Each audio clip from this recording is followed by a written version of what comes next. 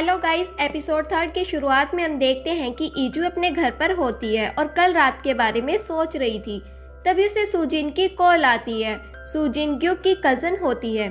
सुजिन उसे बताती है कि किसी ने उसकी और ग्युक की फ़ोटो इंटरनेट पर डाल दी है। ईजू उस फोटो को देखती है तो उसे समझ ही नहीं आता कि ये किसने किया है। बाद में पता चलता है कि ये ग्युक ने ही किया था। वो चाहता था कि सभी को उनके बारे में पता चल जाए ताकि ग्युक की फैमिली शादी के लिए मना ना कर सके। ग्युक की मॉम उसे कॉल करती है और कहती है, मैं जानती हूँ ये तुम्हारा ही काम है, तुम चाहे जो मर्जी कर लो, मैं शादी के लिए नहीं मानने वाली। ग्युक का सेक्रेटरी ब्युंचे कहता है कि तुम चिंता मत करो, मैं इन फोटोज को जल्दी इंटरनेट से हटवा दूंगा। पर ग्युक कहता है कि इसकी कोई ज़रूरत नहीं है, वैसे भी मैं उससे शादी करने वाला हूँ। दूसरी तरफ हम यूरा को देखते जो बहुत सैड थी और वो खाना भी नहीं खाती। तभी यहाँ पर लीजंग आती है और अपने हस्बैंड से कहती है कि ये शादी वैसे भी नहीं होगी क्योंकि तेजा ग्रुप की वाइफ ने खुद कहा कि वो इस शादी को नहीं होने देंगे। बड़ी बड़ी फैमिली में शादी दो लोगों की नहीं बल्कि दो कंपनीज के बीच होती है। ग्युक की फैमिली कभी शादी को एक्सेप्ट नहीं करेगी। उसी समय यहाँ पर ईजू भी आ जाती है।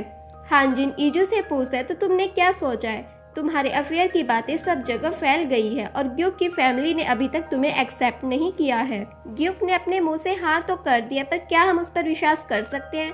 लीजंग ईजू से कहती है कि ग्युक की फैमिली इस शादी के लिए कभी नहीं मानेगी। क्या तुम उनकी मर्जी के खिलाफ जाकर ये शादी करोगे? और अगर तुम्हें वो एक्सेप्ट नहीं करेंगे तो ये समझ लेना कि लोग भी तुम्हें तेजा ग्रुप की बहू के रूप में एक्सेप्ट नहीं करेंगे। वो ईजू से कहते कि अगर बात यूरा की होती तो मैं उसके पीछे खड़ी हूँ, पर तुम्हारा क्या? तुम क्या करने वाली हो? ईजू कहती कि अब चिंता मत करो, मैं उसकी फैमिली की परमिशन लेकर आऊंगी और आप भी उस शादी में शामिल होंगे। मेरी छोटी बहन मेरा बूके पकड़ेगी। और ये सुनकर यूरा का मूड और भी ज्यादा खराब हो जाता है। उसके बाद यूरा अपनी मॉम से पूछती है, अगर ईजू ने ग्युक की फैमिली से परमिशन ले ली तो क्या सच में इन दोनों की शादी हो जाएगी? लीजन कहती है कि ऐसा कुछ भी नहीं होगा, तुम चिंता मत करो। फिर से शिफ्ट होता है और हम ईजू को देखते वो ग्युक के घर पर आ जाती है। ग्युक कुकिंग कर रहा था, वो ईजू को कॉफी देता है। उसके बाद वो ईजू के लिए खाना भी सर्व करता है। ईजू से पूछती है कि तुम ये सब क्यों कर रहे हो? ग्युक कहता है क्योंकि मुझे कुकिंग पसंद है। ईजू कहती है कि मैं इसकी बात नहीं कर रही हूँ, मैं उन फोटोज की बात कर रही हूँ। ग्युक कहता है कि अगर तुम अपनी बात से पीछे हट गई तो? ईजू कहती है कि तुम पीछे हट सकते हो पर मैं नहीं। ग्युक कहता है कि ठीक है, हम इसे अपने बीच ऑफिशियल कर लेते हैं। ग्युक ने कॉन्ट्रैक्ट तैयार कर लिया था जिसमें ईजू की सारी कंडीशंस लिखी हुई थी। ईजू उसमें एक और लाइन ऐड करती है कि वो ये शादी ग्युक की फैमिली के अप्रूवल के बिना नहीं करेंगे।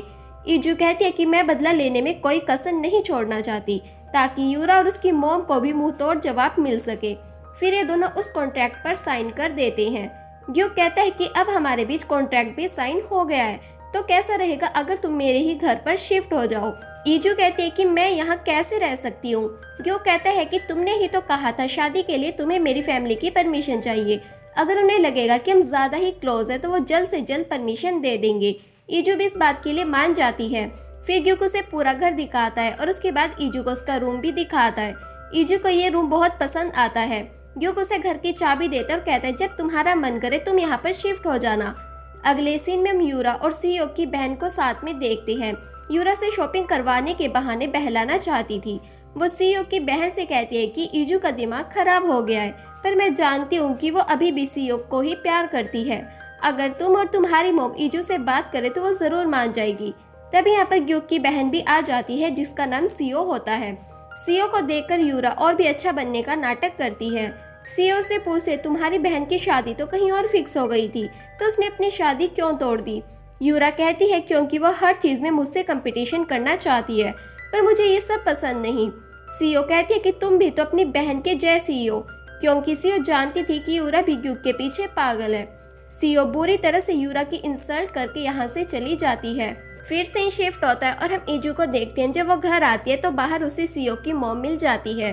वो ईजू से बहुत रिक्वेस्ट करती है कि तुम सीओ से शादी कर लो, अगर तुमने ऐसा नहीं किया तो सीओ का क्या होगा? ईजू कहती है कि अब बात करने का कोई मतलब नहीं है, वो मेरे पीछे सिर्फ पैसों के लिए है और आप भी ऐसी ही हो। आप सिर्फ अपने बेटे को बेच रहे हो, आप अपने बेटे की जिंदगी तो खराब कर ही रहे हो, पर मेरी मत करो। तभी वो ईजू के बाल पकड़ लेती है। फिर वो खुद ही नाटक करके नीचे गिर जाती है और जोर जोर से चिल्लाने लगती है जैसे कि ईजू ने उसे पता नहीं कितना मारा हो। तभी यहाँ पर सीओ की बहन भी आ जाती है। वो भी ईजू को भला बुरा सुनाने लगती है।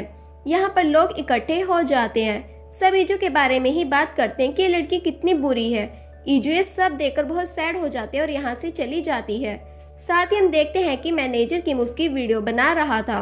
बाद में हमें पता चलता है कि सीईओ की मॉम को ऐसा करने के लिए ली जंग ने कहा था। नेक्स्ट सीन में हम ईजू को देखते हैं जो अपने ग्रैंडफादर से मिलने हॉस्पिटल आती है। ली जंग मैनेजर किम को भी उसके पीछे पीछे भेज देती है। जब ये हॉस्पिटल आते हैं तो ग्रैंडफादर अंदर से डोर ही नहीं खोलते। ईजू काफी देर तक डोर को नॉक करती रहती है। फिर मैनेजर किम घर आकर ये बात ली जंग को बताता है। ली जंग कहती है कि मुझे पता था वो दरवाजा नहीं खोलेंगे। फिर से शिफ्ट होता है और हम ईजू को सुजीन के साथ देखते हैं। ये उसकी बेस्ट फ्रेंड भी होती है। ईजू से पूछते हैं कि ग्युक की फैमिली को कैसे मनाऊं। सुजीन कहती कि उसके लिए तुम्हें ग्युक की मॉम को मनाना होगा। उनके सामने किसी की भी नहीं चलती, वो बहुत ही खतरनाक है। साथ ही सुजीन उसे ये भी बता देती है कि ग्युक की मॉम कहाँ मिलेगी। अगले सीन में हम ईजू को फेमस कुकिंग क्लास के बाहर देखते हैं। ग्युक की मॉम इस कुकिंग क्लास की एक मेंबर है। वहीं हम अंदर ग्युक की मॉम योन हवा को देखते हैं जिसकी एक महिला से लड़ाई हो गई थी। तभी यहाँ पर ईजू आ जाती है और उसे देखकर सब रुक जाते हैं। जब कुकिंग क्लास खत्म हो जाती है तो ईजू वहाँ की मैनेजर से मिलती है। सुजीन ने मैनेजर को कॉल करके पहले ही सब बता दिया था। मैनेजर को ईजू पसंद आती है। वो ईजू से पूछते कि तुम इंटरव्यू के लिए क्या लाई हो। ईजू से अपने हाथ से बनाई हुई पेंटिंग देती और कहती है आपने कहा था अपने हाथ से बना हुआ कुछ भी ले आना। मुझे खाना बनाना नहीं आता पर मुझे पेंटिंग बनानी आती है। मैनेजर इस पेंटिंग की खूब तारीफ करती है और वो ईजू से कहती है कि मैं ये पेंटिंग तुमसे ऐसे नहीं लूंगी, मैं इसे तुमसे खरीदूंगी। और इस तरह ईजू अपनी पहली पेंटिंग बेचती है। जब ईजू बाहर आती है तो यहाँ पर योन हवा खड़ी हुई थी। वो ईजू से कहती है कि अगर तुम फ्री हो तो क्या हम कॉफी पीने चल सकते हैं। ईजू हाँ कहती है। जब ये कैफे में आते हैं तो यहाँ पर यूरा भी होती है। दरअसल यूरा को भी योन हवा ने ही बुलाया था। यूरा ग्युक की मॉम को इम्प्रेस करने की पूरी कोशिश करती है। योन हवा ईजू से कहती है कि क्यों न तुम ही गिव अप कर लो। वैसे भी यूरा ग्युक से पहले मिली थी, वो ग्युक के स्टैंडर्ड की भी है। ये सुनकर तो यूरा के चेहरे पर एक अलग ही चमक आ जाती है। योन हवा ईजू से कहती है कि बड़ी बहन होने के नाते तुम्हें ही पीछे हट जाना चाहिए। ईजू कहती है कि मैं ऐसा क्यों करूं, वैसे भी उस घर में मेरा कुछ नहीं है और अब जो मेरा होने जा रहा है मैं उसे क्यों छोड़ दूं। तभी यहाँ पर ग्युक भी आ जाता है। योन हवा को लगता है कि ईजू ने ग्युक को यहाँ पर बुलाया होगा, पर ग्युक अपनी मॉम से कहते हैं कि मैं यहाँ आपको लेने आया था और मुझे आपसे कुछ बात भी करनी थी। पर यह सब देखकर लगता है कि अब बात करने का कोई फायदा नहीं है। योन हवा ईजू से कहती है कि तुम्हारी तो एंगेजमेंट भी हो गई थी, फिर तुमने एंगेजमेंट क्यों तोड़ दी। ईजू कहती है कि आप भी तो पहले ऐसी ही सिचुएशन में पड़े थे। दरअसल योन हवा को भी उसकी फैमिली शादी के लिए परमिशन नहीं दे रही थी क्योंकि ग्युक के फादर पहले से ही शादीशुदा थे और उनके 2 बच्चे भी थे। योन हवा कहती है कि मेरी बात अलग है, मैं बहुत ही यंग और ब्यूटीफुल थी और सबसे बड़ी बात हम एक दूसरे से प्यार करते थे, पर तुम दोनों के बीच तो ऐसा कुछ भी नहीं दिख रहा। ईजू कहती है कि वो भी बहुत जल्द दिखेगा। उसके बाद ईजू ग्युक के साथ यहाँ से चली जाती है और ये दोनों ग्युक के घर आ जाते हैं। ग्युक कहता है कि शादी करने के लिए हम दोनों को पहले प्यार का नाटक करना होगा, इसलिए सबसे पहले तुम मुझे आई लव यू कहो। ईजू कहती है कि पहले तुम क्यों नहीं कहती। ग्युक कहता है कि क्या तुम्हें हैंडल कर पाओगी। ग्युक उसके पास आता है और कहता है मैं तुमसे बहुत प्यार करता हूँ और तुम्हें नहीं पता कि मैं तुमसे कब से प्यार करता हूँ। ईजू को लगता है कि वो सच बोल रहा है। ईजू से कहती है कि आज के लिए इतना बहुत है, अब तुम जाओ यहाँ से। ग्युक कहते हैं कि आज रात में यहीं सोऊंगा। उसके बाद हम ईजू को उसके रूम में देखते हैं। उसे नींद नहीं आ रही थी तो वो बाहर आती है और देखते है कि ग्युक तो सो गया है, पर वो नींद में कुछ बोल रहा है तो उसके पास जाकर सुनने लगती है, लेकिन उसे कुछ भी सुनाई नहीं देता। तो वो ग्युक के और भी ज्यादा नजदीक जाती है। फिर वो ग्युक को देखती ही रह जाती है। नेक्स्ट मॉर्निंग योन हवा ग्युक के घर के बाहर होती है। उसके पास घर की दूसरी चाबी थी। जब योन हवा अंदर आती है तो वो देखकर शॉक हो जाती है क्योंकि यहाँ पर ईजू भी होती है। ईजू उसकी आवाज़ सुनकर जाग जाती है और योन हवा से कहती है कि आपने जो भी देखा वो सच नहीं है, हमारे बीच ऐसा कुछ नहीं हुआ। योन हवा कहती है कि डरो मत, मैं ओपन माइंडेड हूँ। पर ग्युक को क्या हुआ, वो अभी तक क्यों सो रहा है। उसके बाद ये दोनों बाहर आकर बात करते हैं। योन हवा कहती है क्यों ना फैमिली मीटिंग कर ली जाए, पर मेरी एक कंडीशन है, इसके बारे में तुम ग्युक को नहीं बताओगी। उसके बाद ईजू अपने घर आती है और अपनी फैमिली से कहती है कि ग्युक की मॉम नेक्स्ट वीक आपसे मिलना चाहती है। ये सुनकर ली जंग और यूरा तो शॉक ही हो जाते हैं। तभी ईजू को उसके ग्रैंडफादर की कॉल आती है। ईजू उनकी बात अपने डैड से करवाती है। ईजू के ग्रैंडफादर हानजिन से कहते हैं कि मैंने इस शादी के लिए परमिशन दे दी है। फिर हम एक फ्लैशबैक देखते हैं। जब ईजू का एक्सीडेंट हो गया था तब मैनेजर किम ने किसी से उसकी बात करवाई थी और वो ईजू के ग्रैंडफादर होते हैं।